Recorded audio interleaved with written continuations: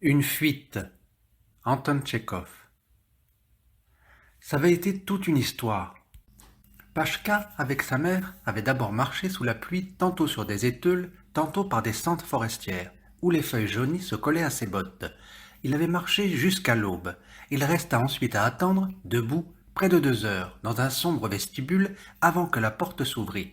Il faisait dans le vestibule moins froid et moins humide que dehors, mais le vent y chassait pourtant des gouttes de pluie. Quand le vestibule fut peu à peu bondé de monde, Prachka, à demi écrasé, colla sa figure contre la veste en peau de mouton de quelqu'un devant lui, qui sentait le poisson, et s'endormit. Mais le loquet claqua, la porte s'ouvrit et Pachka entra avec sa mère dans la salle de consultation. Il y fallut encore attendre longtemps. Assis sur des bancs, les malades immobiles se taisaient. Pachka, les examinant, se taisait aussi, bien qu'il vît force choses étranges et risibles. Une fois, quand un enfant entra en sautillant sur une seule jambe, Pachka voulut faire comme lui, touchant sa mère du coude et riant dans sa manche. Il dit « Maman, vois donc, un moineau !»« Tais-toi, petit !» dit la mère, « tais-toi !»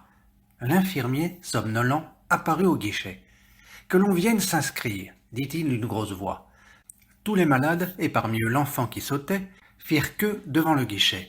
L'infirmier demandait à chacun ses noms, prénoms, patronymes, son âge, son adresse, depuis combien de temps il était malade, etc., etc.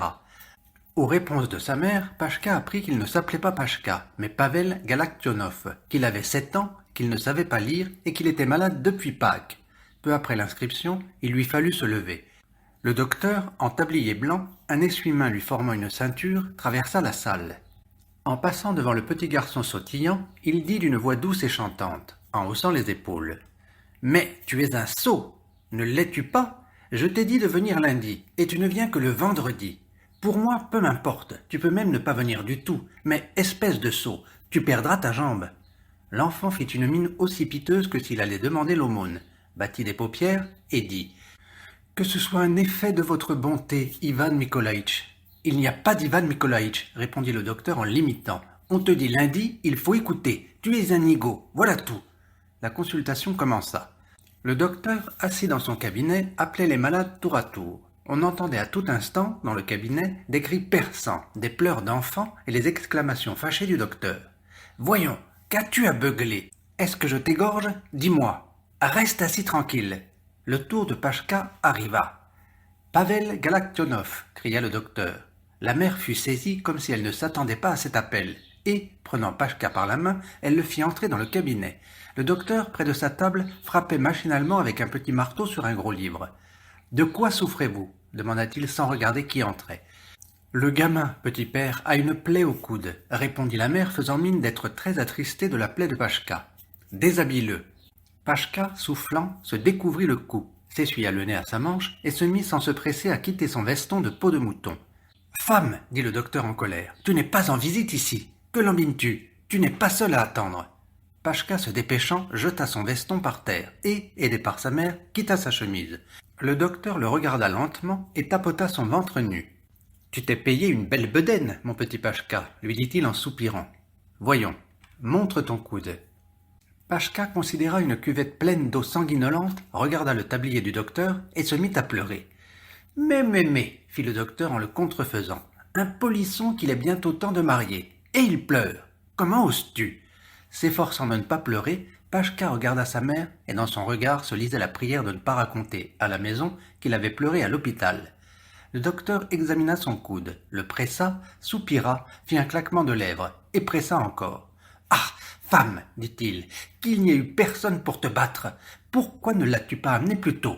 Son bras est perdu. Regarde, sotte, l'articulation est prise. » « Vous le savez mieux que moi, petit père, soupira la mère. Il y a bien à m'appeler petit père. Tu as laissé pourrir le bras de cet enfant et tu fais l'aimable. Comment pourra-t-il travailler sans bras? Toute la vie tu devras t'occuper de lui. Que tu aies un bouton sur le nez, tu cours à l'hôpital et tu as laissé faire du pu à cet enfant pendant 6 mois. Vous êtes toutes les mêmes. Le docteur alluma une cigarette, et tandis que la fumée s'élevait, il tensait la femme, tout en balançant la tête au rythme d'une chanson qu'il fredonnait sans cesser de songer à quelque chose. Pachka, nu, debout devant lui, écoutait et regardait sa cigarette. Quand elle s'éteignit, le docteur revint à lui, et commença à dire, baissant un peu la voix. « Écoute, femme, ni goutte ni onguent ne le guériront, il faut le laisser à l'hôpital. » S'il le faut, pourquoi ne pas les laisser, petit père? Nous l'opérerons. Toi, Pachka, reste, dit le docteur en tapotant l'épaule du petit. Que ta mère reparte. Nous, frérot, nous resterons ici ensemble. On est bien chez moi, mon petit. C'est un vrai paradis. Voilà comment nous nous arrangerons tous les deux, Pachka. Nous irons attraper des verdiers, je te montrerai un renard. Nous irons ensemble en visite. Hein? Veux-tu? Et demain ta mère viendra te chercher. Ça va? Pachka regarda sa mère. Reste, petit, dit la mère.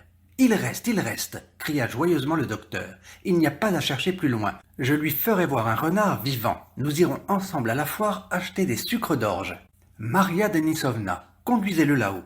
Le docteur, évidemment joyeux et bon compagnon, était heureux de ne pas être seul. Pachka désira d'autant plus lui complaire qu'il n'avait jamais été de sa vie à la foire, et aurait volontiers regardé un renard vivant, mais comment se passer de sa mère? Après avoir un peu réfléchi, il décida de demander au docteur de garder aussi sa mère à l'hôpital. Mais il n'avait pas eu le temps d'ouvrir la bouche que déjà l'infirmière lui faisait monter l'escalier. Il montait et, bouche bée, regardait de tous côtés. L'escalier, les parquets, les montants des portes, tout était immense, droit et brillant, peint d'un magnifique jaune et dégageant une bonne odeur d'huile de lin. Partout pendaient des lampes, couraient des passages, des murailles sortaient des robinets de bronze. Mais ce fut le lit sur lequel l'infirmière le fit asseoir et sa grise couverture bouclée qui plurent surtout à Pachka. Il tâta de ses mains les oreillers et la couverture, examina la salle et décida que le docteur était fort bien installé. Dans la salle, pas très grande, il n'y avait que 3 lits. Un des lits était inoccupé, l'autre serait celui de Pachka. Sur le troisième était assis un vieux aux yeux méchants, qui toussait sans cesse et crachait dans un ustensile. Du lit de Pachka, on voyait par la porte ouverte une partie d'une autre salle avec 2 lits. Dans l'un dormait un homme maigre, très pâle, avec un sac en caoutchouc sur la tête. Sur l'autre, les bras écartés, était couché un homme à la tête bandée, ressemblant à une femme. L'infirmière revint avec une brassée de vêtements. « Voici pour toi, dit-elle. Habille-toi. » Pachka se déshabilla et revêtut, non sans plaisir, ses nouveaux effets. Ayant mis la chemise, le caleçon et la robe de chambre, il se regarda avec satisfaction et pensa qu'il serait bien de passer avec ce costume-là dans les rues du village. Il s'imagina que sa mère l'envoyait au potager, près de la rivière, couper des feuilles de chou pour le cochon. Il y allait, et les gamins et les petites filles le suivaient, regardant sa robe de chambre avec envie. Une fille de salle entra, portant 2 soupières d'étain, des cuillères et 2 morceaux de pain. Elle posa une des soupières devant le vieux, l'autre devant Pachka. « Mange, lui dit-elle. » Pachka vit dans la soupière une soupe aux choux bien grasse, avec dedans un morceau de viande, et il pensa à nouveau que le docteur passait très convenablement sa vie et n'était pas du tout aussi bourru qu'il lui avait semblé d'abord. Il mit longtemps à manger la soupe aux choux, léchant sa cuillère après chaque gorgée. Puis, lorsqu'il ne resta que la viande, il regarda du côté du vieux, l'enviant d'avoir encore de la soupe. Il se mit, avec un soupir, à manger la viande, tâchant de la mâcher le plus longtemps possible. Mais ses efforts furent vains. La viande eut bientôt disparu. Il ne resta qu'un morceau de pain. Ce n'est pas bon de manger du pain sec, mais il n'y avait rien à faire. Pachka se mit après réflexion à manger le pain. À ce moment, la fille de salle reparut avec une nouvelle écuelle. Il y avait dedans, cette fois, du rôti et des pommes de terre. « Et où est ton pain » demanda la fille de salle. Au lieu de répondre, Pachka gonfla ses joues et souffla. « Pourquoi donc l'as-tu avalé » dit la fille avec reproche. « Avec quoi mangeras-tu le rôti » Elle sortit et lui rapporta un autre morceau de pain. Pachka n'avait jamais de sa vie mangé du rôti. Quand il y eut goûté, il trouva que c'était très bon. La viande disparut rapidement et il lui resta un morceau de pain plus gros qu'il n'en avait après la soupe aux choux. Le vieux, ayant fini de manger, serra son reste de pain dans sa table. Pachka voulut faire de même, mais ayant réfléchi, il mangea le sien. Après avoir mangé, l'enfant alla se promener. Dans la salle voisine, il y avait 4 hommes en plus de ceux qu'il avait vus. Un seul d'entre eux attira son attention. Il était grand, extrêmement maigre, le visage poilu et noir. Assis sur son lit, il balançait sans cesse la tête, comme un pendule, et agitait le bras droit. De longtemps, Pachka ne détacha pas ses yeux de lui. Ces balancements réguliers lui semblèrent drôles, faits pour égayer les gens. Mais quand il eut regardé la figure de l'homme, il ressentit du malaise et comprit que l'homme souffrait horriblement. Passé dans une 3e salle, il y vit 2 hommes aux figures rouges foncées, comme couvertes de terre à briques. Immobiles sur leur lit, avec leurs étranges visages où l'on avait peine à distinguer les traits, ils avaient l'air d'idoles. « Tante, demanda Pachka à la fille de salle, pourquoi sont-ils ainsi ? Ils ont la variole, mon petit. » Revenu dans la salle, Pachka s'assit sur son lit et se mit à attendre que le docteur vînt le chercher pour aller prendre des verdiers ou aller à la foire. Mais le docteur ne venait pas. Sur la porte de la salle voisine, l'infirmier apparut un instant. Se penchant vers le malade qui avait un sac de glace sur la tête, il cria « Mirailo !» Mirailo dormait, ne répondit pas. L'infirmier partit. Pachka, en attendant le docteur, examina son voisin. Le vieux, sans discontinuer, toussait et crachait dans son crachoir. Sa toux était prolongée, sifflante. Un détail plut à Pachka. Quand le vieux toussait et aspirait l'air, quelque chose dans sa poitrine sifflait et chantait sur différents tons. « Grand-père, lui demanda Pachka, qu'est-ce qu'il y a en toi qui siffle ?» Le vieux ne répondit pas. Pachka attendit un peu et demanda « Grand-père, où est-il le renard ?»« Quel renard ?»« Un renard vivant. Où peut-il être? Dans la forêt ?» Beaucoup de temps s'écoula. Le docteur ne venait toujours pas. La fille de salle apporta le thé et tança l'enfant de ne pas avoir gardé du pain pour le thé. L'infirmier revint et se remit à réveiller Mirailo.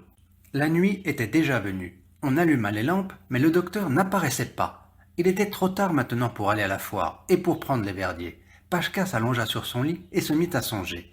Il se rappela les sucres d'orge que le docteur lui avait promis et se souvint de la figure, de la voix de sa mère dans l'obscurité de son isba, puis du poêle et de sa grand-mère bougonnante.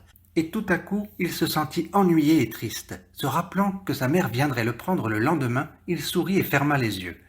Un frôlement le réveilla. Quelqu'un dans la salle voisine marchait, parlant à mi-voix. À la lueur diffuse des veilleuses et des lampes, auprès du lit de Mirailo, 3 hommes se mouvaient. « L'emportons-nous avec le lit ou comme ça ?» demanda l'un d'eux. « Comme ça, on ne passerait pas avec le lit. Comme il est mort mal à propos, Dieu ait son âme !» Un homme prit Mirailo par les épaules, un autre par les pieds, et ils l'enlevèrent. Les bras et les pans de la capote de Mirailo pendirent mollement. Le 3e homme, c'était celui qui ressemblait à une femme, se signa, et tous 3, frappant des pieds à contre-temps et marchant sur les pans de la capote de Mirailo, sortirent de la salle. Le sifflement et le chant à plusieurs sons se reproduisaient dans la poitrine du vieux qui dormait. Pachka tendit l'oreille, regarda les fenêtres sombres et, terrifié, sauta à bas de son lit. « Maman !» gémit-il sourdement. Et sans attendre, il se précipita dans la salle voisine. La lumière des lampes d'icônes et des veilleuses y éclaircissait à peine l'obscurité. Inquiétés par la mort de Mirailo, les malades étaient assis sur leur lit. Mêlés aux ombres, ébouriffés, ils paraissaient plus hauts de taille, plus larges et semblaient toujours croître. Sur le dernier lit, dans le coin le plus noir, un des hommes assis balançait la tête et les bras. Pachka, sans reconnaître les portes, se lança dans la salle des varioleux, puis dans le corridor. De là, il entra dans une grande salle où étaient couchés ou assis des épouvantails, à longs cheveux et à vieilles figures. Sorti de la section des femmes, il se retrouva dans le corridor, vit la rampe de l'escalier qu'il reconnut et descendit vite en bas. Il vit la salle où il avait été examiné le matin et se mit à chercher la porte de sortie. Le verrou glissa dans un vent froid, souffla, Pachka trébuchant s'élança dans la cour. Il n'avait qu'une idée, courir, courir. Bien qu'il ne connût pas la route, il était sûr qu'en courant, il retrouverait sans faute la maison et sa mère. Le ciel était voilé, mais derrière les nuages, la lune apparaissait. Pachka, en courant, contourna un hangar et trouva devant lui des buissons qui l'arrêtèrent. Après avoir réfléchi, il revint vers l'hôpital, en fit le tour et s'arrêta à nouveau indécis. Des croix tombales blanches se détachaient. « Maman !» cria Pachka en s'éloignant. Passant en courant auprès de bâtiments sombres et lugubres, il vit une fenêtre éclairée.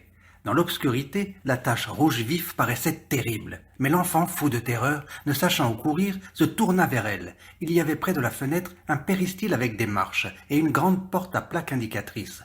Pachka gravit les marches en courant, regarda par la fenêtre et une joie aiguë, envahissante, s'empara de lui.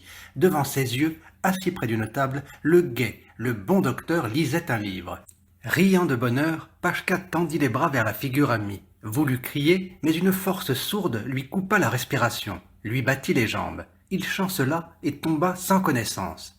Quand il revint à lui, il faisait jour et une voix bien connue, qui lui avait promis la veille de lui faire voir la foire, des verdiers et un renard, disait auprès de lui « Mais tu es un petit sot, Pachka, n'en es-tu pas un? Il faudrait ici quelqu'un pour te fouetter. »